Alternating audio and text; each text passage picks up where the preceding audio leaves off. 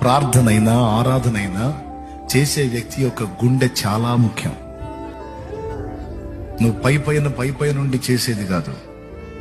ఎప్పుడైనా సరే ప్రార్థనకి వెళ్ళినా ఆరాధనకి వెళ్ళినా ఆయన స్పర్శించాలి, నువ్వు ఆయన ఆకర్షించాలి నీ హృదయం. ఇంకా చెప్పాలంటే కొన్నిసార్లు ప్రార్థనకి మాటలు రావు, ఆరాధనలో కూడా మాటలు రావు.